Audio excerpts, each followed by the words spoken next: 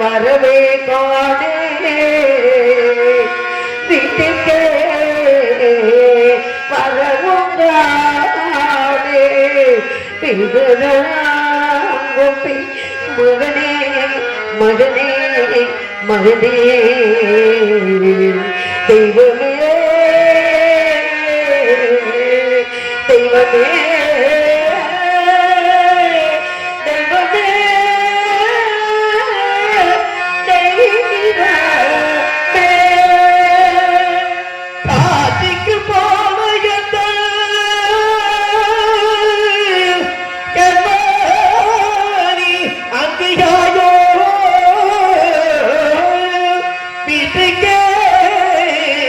பரமுக்கானே வீட்டுக்கே பரமுக்கானே பெருதல் கொள்ளி மகனே மகனே மகனே தெய்வமே தெய்வமே தெய்வமே தெய்வமே நாட்டினில் மைந்தவிட்டு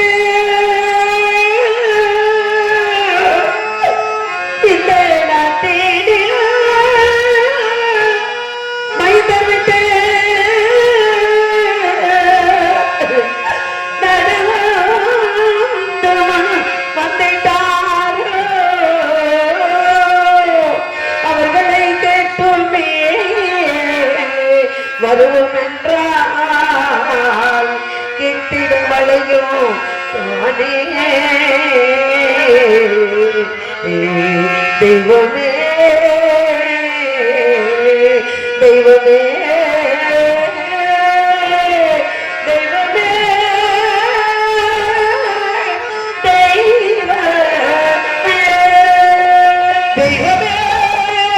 தெய்வமே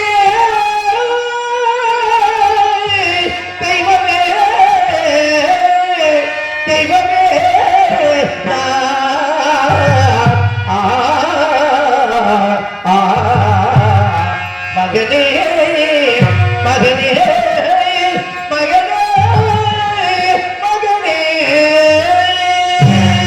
நான் பெற்ற மகனே லோகிதாசா அதிகாலை எழுந்து சென்றாயே காணாமல் மசலாத்து மேந்தர்களுடன் அத்தை பொழுதாகியும் உன்னை இன்னும் காணாமல் உன் தாவி தவித்துக் கொண்டு உன் தாயை திருவழியை தேடிக்கொண்டு வருகின்றேனடா மகனே விரைவாக வா மகனே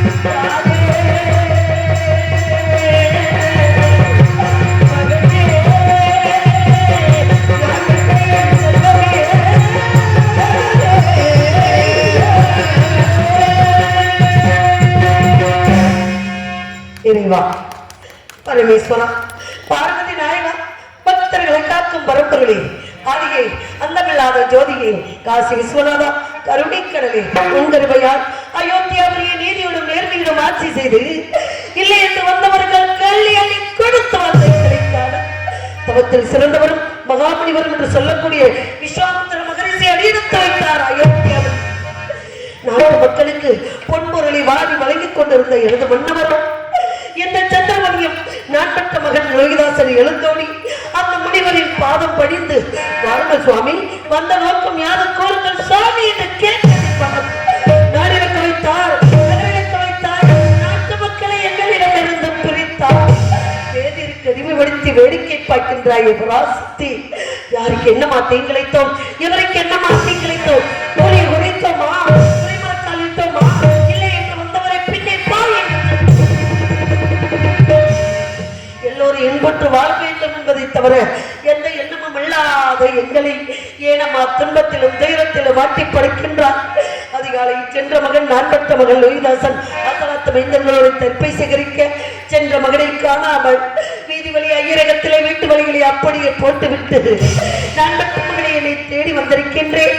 என் மகன் நந்தி சாயி பொழுதாகியும் இன்னும் வராமல் என் பிள்ளையை காணாமல் தேடி வந்திருக்கின்றேன். தாயை ராஜசக்தி, அசலாத்து மைந்தர்களுக்கும் நான் பெற்ற மகள் லோகிதாசனுக்கும் என்ன ஆட்டு மக்களுக்கும் என்னை சான்றவர்களுக்கும் இந்த சந்திரமணி ஆகிய எனக்கும் நீரா அருள் அளிக்க வேண்டும். தாயே, இன்னும் பாராமுகம் ஏனம்மா பராசக்தி.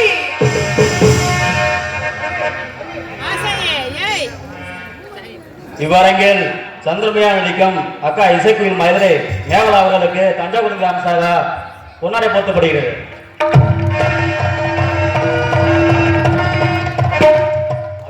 அவர்களுக்கு தஞ்சாவூர் சேர்ந்த சித்தப்பா போஸ் அவர்கள் பொன்னாடை போர்த்தப்படுகிறார்.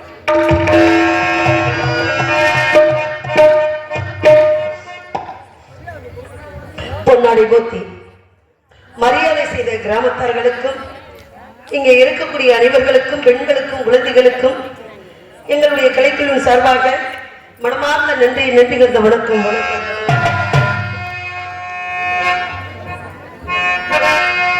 என்னமோ பாராமுகம் என்னம்மா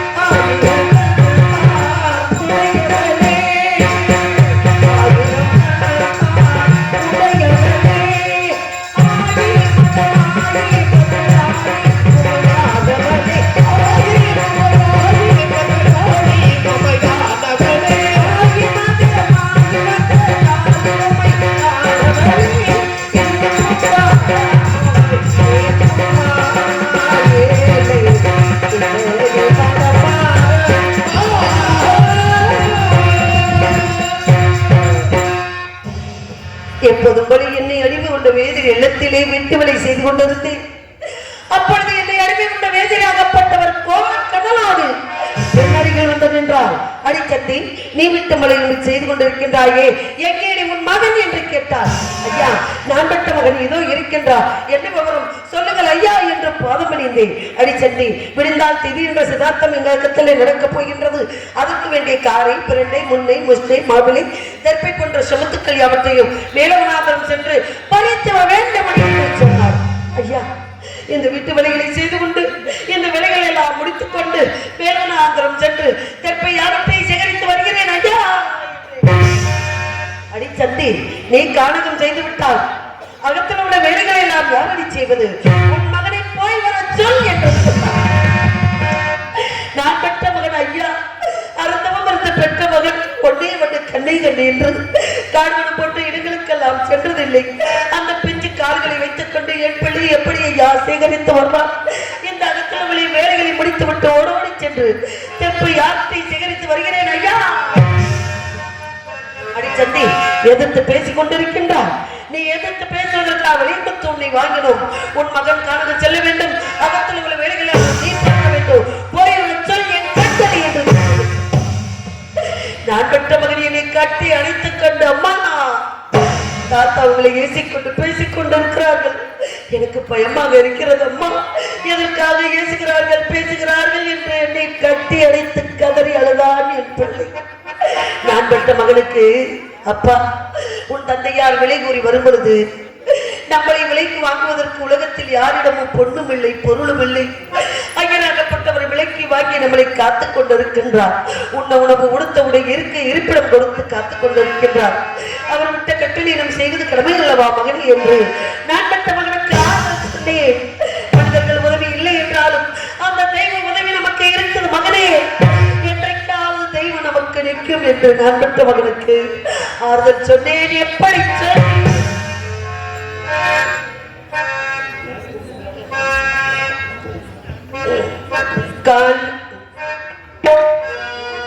கால மகள் கண்டிருப்பாள் சென்னையா, நான் கண்களங்கி கவலைப்பட்டு என்னையா. கால மகள் கண்டிருப்பாள் சென்னையா, நான் கண்களங்கி கவலைப்பட்டு என்னையா.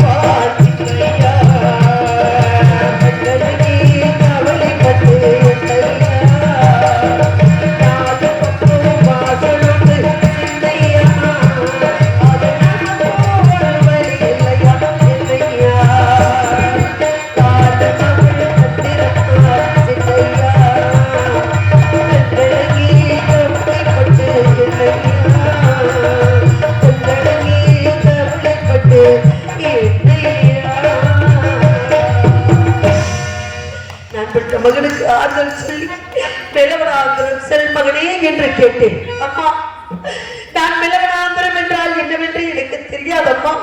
முன்ன பின்னர் காடுவன போன்ற இடங்களுக்கெல்லாம் நான் சென்றதில்லை. நான் என்னம்மா செய்ய, நான் எப்படி அம்மா சேகரித்து வருவேன் என்று கேட்டால் நான் பெற்ற மகன். அப்பா, நீ ஒருவனாக செல்ல வேண்டாம் அப்பா. உங்களோட ராமவரா, சேசுவரா, கோவிந்தவரா கூட்டாளிமார்கள் அனைவருமே வருகிறார்கள் அப்பா. அவர்கள் கரங்களை பிடித்துக் கொண்டு மேலவனாந்தரம் சென்று தெற்பை யாவத்தை சேகரித்து வா மகனே என்று அழைத்து வைத்தேன். பிள்ளையை தெற்பை யாவத்தை சேகரித்தானா, இல்லை தூக்க முடியாமல் தவிக்கின்றானா, இல்லை பசி மயக்கத்தால் பிள்ளை எங்காவது மயக்க விழுந்தானா, ஒன்றுமே புரியவில்லை. நான் என்ன செய்ய, என்னமா வர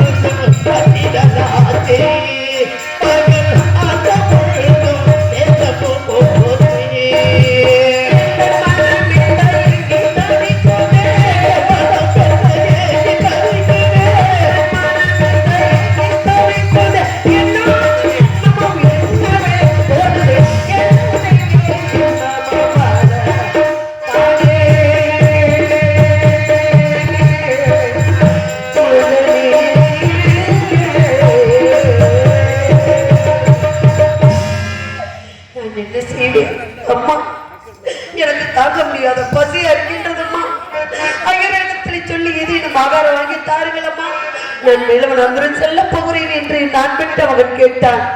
ஓடினேன் ஐயா, என்னை அடிமோண்ட மகராஜா, நான் பெற்ற மகன் மேலவனாந்தரம் செல்ல போகின்றான். அவனுக்கு தாங்க முடியாத பசி அறுக்கின்றது ஐயா. ஏதேனும் சீக்கிரம் ஆகாரம் தாருங்கள் ஐயா, ஆகாரம் தாருங்கள் ஐயா என்று கேட்டேன். அடிச்சந்தி, உனக்கு தெரியாதா, திதி முடியும் வரை விடியும் வரை யாருக்கு அன்னமும் கிடையாது, ஆகாரமும் கிடையாது. உன் மகனை பசி பட்டினியாக என் பிள்ளைக்கு உணவு இல்லை என்றாலும் பரவாயில்லை, அந்த உணவு ஒடித்த தண்ணீராவது கொடுக்கலை. என் பிள்ளை தண்ணீரை பிடித்துக் கொண்டு அடிச்சந்தி எதிர்த்து பேசிக் கொண்டிருக்கின்றார். நீ எதிர்த்து பேசுவதற்காக விலை கொடுத்தோம். நீ வாங்கணும். உன் மகனுக்கு தாளம் எடுத்தால், உன் மகனுக்கு பசி எடுத்தால், மேலவனாந்தரம் செல்லும் வழியில் ஓடுகிற கங்கை ஒன்று இருக்கின்றது. அந்த கங்கையிலே 3 கை தண்ணீர் மாத்திரம் நான் பெற்ற மகள் என்னை பார்த்து ஒரு வார்த்தை கேட்டான். அம்மா, அன்று எனக்கு 2 வயது பிறந்த நாள் வந்துவிட்டது என்று 33 தேவர்களுக்கும் 49,000 ரிஷிமார்களுக்கும் அன்னமிட்டு அமுதமிட்டு எல்லோருக்கும் புத்தாடை கொடுத்து அவர்கள் எல்லோரும் என்னை வாழ்த்தினார்கள். அம்மா, அப்பொழுது தாங்கள் என்ன செய்தீர்கள்? தங்கள் கிண்ணத்திலே பால் அந்த பிசைந்து நிலாமுகம் காட்டி உண்டு மகனே ஒருவாய் உணவு வாங்கிக்கொள் மகனே என்று கேட்டீர்கள். எனக்கு பசி இல்லை தாயே என்று சொல்லி தாங்கள் தாங்கள் கொடுத்த உணவை வாங்க மறுத்து விட்டேன் தாயே. இப்பொழுது பசிக்குது என்று நான் கேட்டு தங்களால் கொடுக்க முடியாத நிலைமையில் இருக்கின்றீர்கள் என்று நான் பெற்ற மகன் என்னை பார்த்து கேட்டானா? நான் என்ன செய்ய மகனே?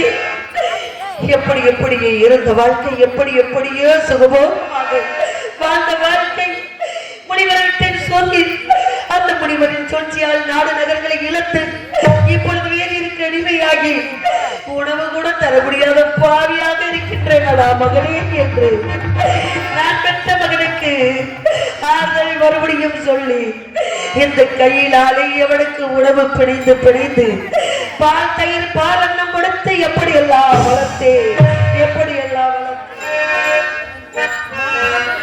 ஓ மன்னவா மன்னவா மன்னாதி மன்னன் அல்லவா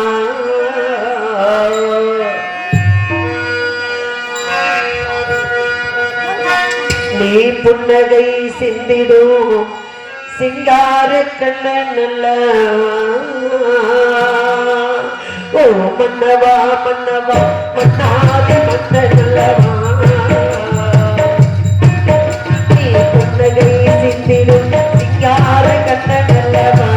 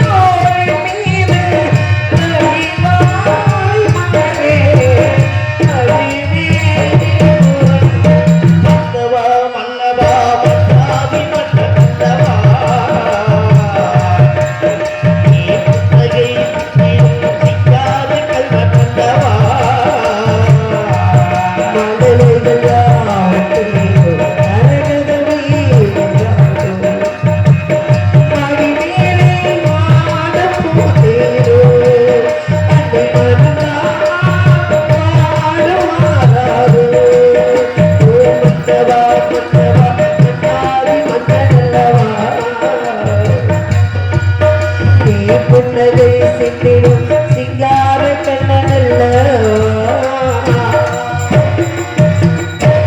இப்படியெல்லாம் நான் பெற்ற மகனுக்கு ஆறுதல் சொல்லி மேலவனாத்திரி செல்மகனே செல்மகனே என்று நான் பெற்ற மகன் என்னை திரும்பி திரும்பி பார்த்து கொண்டு என் தாய் உணவும் இல்லாமல் தண்ணீரும் இல்லாமல் நம்மளை கானகத்துக்கு அனுப்பி வைக்கிறாள் என்று என் பிள்ளை என்னை பார்த்து கொண்டு நான் போய் வருகிறேன் தாயே என்று சொல்லி சென்றார். திருப்பி அவற்றை சேகரித்தானா, பசி மயக்கத்தால் விழுந்து விட்டானா, இல்லை யூத்தி நிறைந்த குடுமையை நினைத்து புலம்பிக் கொண்டு எழுது கொண்டிருக்கின்றானா, ஒன்றுமே புரியவில்லை. இது ஒரு புறம் என்றால் வேதியை கடிமைப்படுத்தி வைத்துவிட்டு எனது மன்னவர் சென்றார். எங்கிருக்கின்றாரோ, எப்படி இருக்கின்றாரோ, என்ன செய்து கொண்டிருக்கின்றாரோ? சுவாமி, தாங்கள் எங்க இருக்கிறீர்கள் என்று ஒரு விலாசமும் புரியவில்லை, ஒன்றும் தெரியவில்லை. தங்களை நினைக்காத நேரமே இல்லை.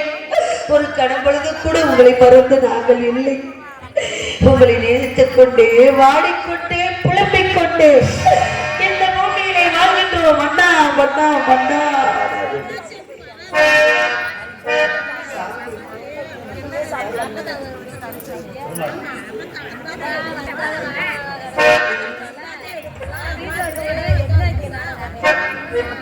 நிலவே நீடோ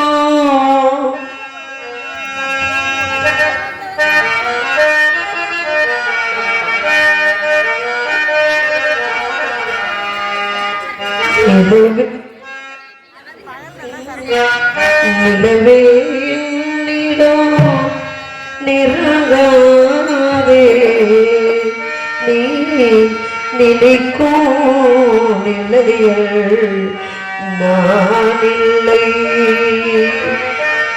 நிலவே என்னிடம் நிற்காதே நீ நினைக்கும் நிலையில் நான் இல்லை.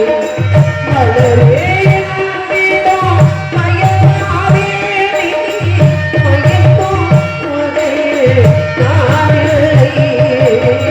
நிலவே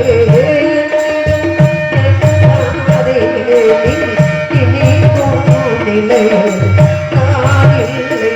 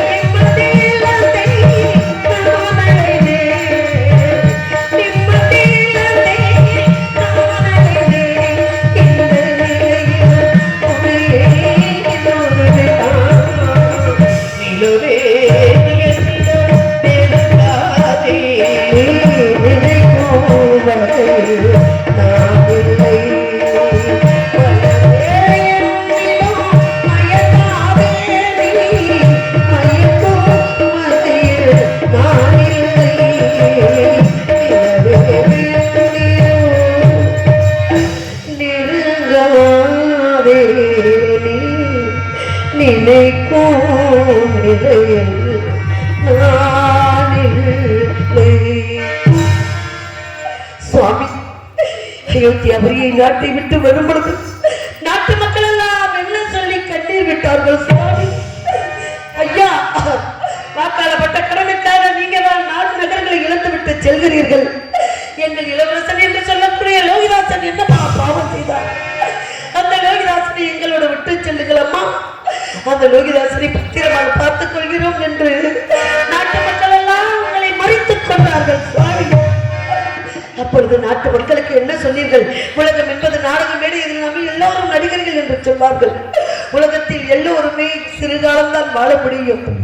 பரம்பரையாக பரம்பரையாக பரம்பரையாக வாழ்ந்து மறைந்து இப்படித்தான் இந்த உலகம் இருக்கின்றது. இடையில் வாழக்கூடிய நேரத்தில் எல்லோரும் அமைதியாக இருக்க வேண்டும். எல்லோரும் விட்டு கொடுத்து வாழ வேண்டும். ஒருவருக்கு ஒருவர் விட்ட துணையாக இருக்க வேண்டும். யாரும் மனத்தாபம் இருந்து சண்டை சச்சரவு போட்டுக் கொள்ள வேண்டாம் என்று தாங்கள் நாட்டு மக்களுக்கு புத்திமதி சொல்லிவிட்டு, பிள்ளை இருக்க வேண்டிய இடத்தில் தாய் இருக்க வேண்டும், தாய் இருக்க வேண்டிய இடத்தில் பிள்ளை இருக்க வேண்டும். ஒருவருக்கு ஒருவர் நீங்கள் எல்லோரும் ஒற்றுமையாக இருங்கள். நாங்கள் இங்கு வர வேண்டும் என்ற ஒரு கட்டளை இருந்தால் வருகிறோம் என்று நாட்டு மக்களுக்கு அறிவுரை சொல்லிவிட்டு வந்தீர்களே மன்னா. வேதிற்கு அடிமைப்படுத்தி வைத்துவிட்டு எங்கே சென்றீர்களோ ஒரு வழியும் தெரியாமல் இருக்கின்றோம். எங்களுடைய உடல் தான் இங்கு இருக்கின்றது. எங்களுடைய உயிரெல்லாம் உங்களை நாடித்தான் இருக்கின்றது மன்னா. மன்னா, இங்கு இருக்கின்றீர்கள் மன்னா. மன்னவனே மன்னவனே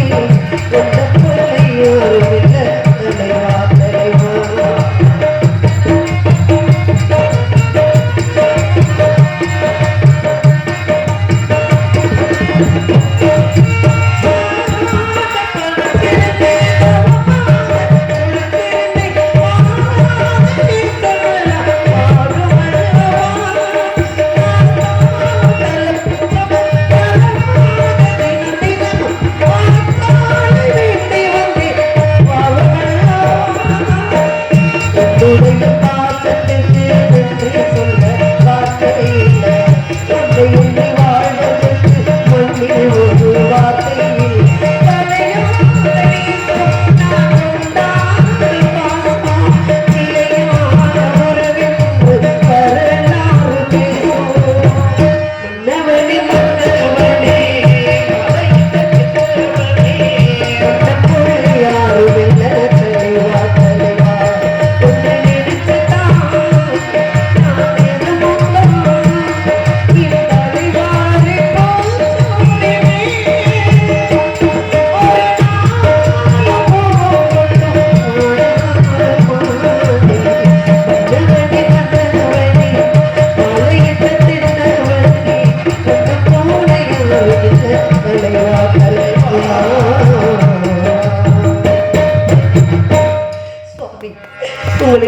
கொண்டு மனதார நான் அழுது புலம்பிக் கொண்டிருக்கின்றேன்.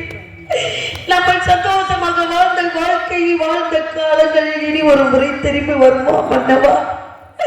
இந்த உலக மக்களுக்கெல்லாம் அள்ளி அள்ளி கொடுத்து அவர்கள் சந்தோஷப்படுவதை பார்த்து பூரித்து இருப்பீர்களே மன்னா. அப்பேற்பட்ட இப்பொழுது இந்த மக்களுக்கு உதவி செய்யாமல் எங்கிருக்கிறீர்களோ உண்ணீர்களோ உறங்கினீர்களோ ஒரு வழியும் தெரியாமல் உங்களை நினைத்தே தவித்துக் கொண்டிருக்கின்றேன் மன்னா. எங்கிருந்தாலும் விரைவாக வர வேண்டும் என்று என்னுடைய அன்பான கட்டளை. ஆனால் தங்கள் முகத்தை பார்க்க வேண்டும். நம் முன்வரும் இருவர் உட்கார்ந்து பேச வேண்டும். பிள்ளை பற்றி நேசிக்க வேண்டும், என்னை பற்றி நேசிக்க வேண்டும். உங்களிடம் மனசு விட்டு அழ வேண்டும் என்று நினைக்கின்றேன் மன்னா. உங்களை காணாமல் உண்ணவில்லை, உறங்கவில்லை மன்னா. தூங்காத கண் ஒன்று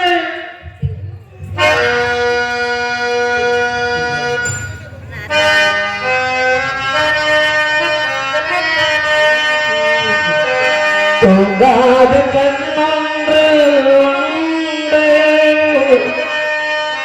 துடிக்கின்ற சுகமொன்று உண்டு, தூங்காத மனமொன்று உண்டு, தந்தாவே என்னை கண்டே. தூங்காத கண்ணொன்று உண்டு,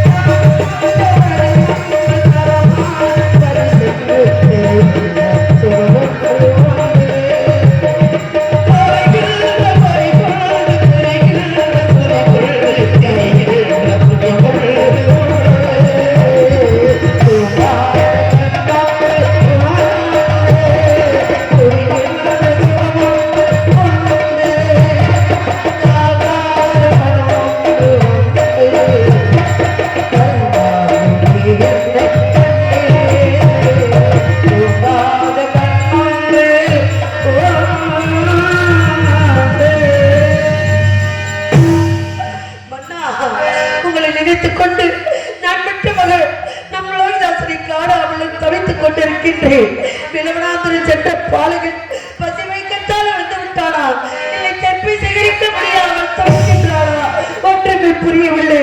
பசியோடு என் சென்ற பாலகன் அந்த சாயும் பொழுதாகி பறக்கின்ற பச்சைகள் எல்லாம் வந்துவிட்டது. நான் விட்ட மகனை காணாமல் தவிக்கின்றேனே. எச்சரித்து போக மகனே.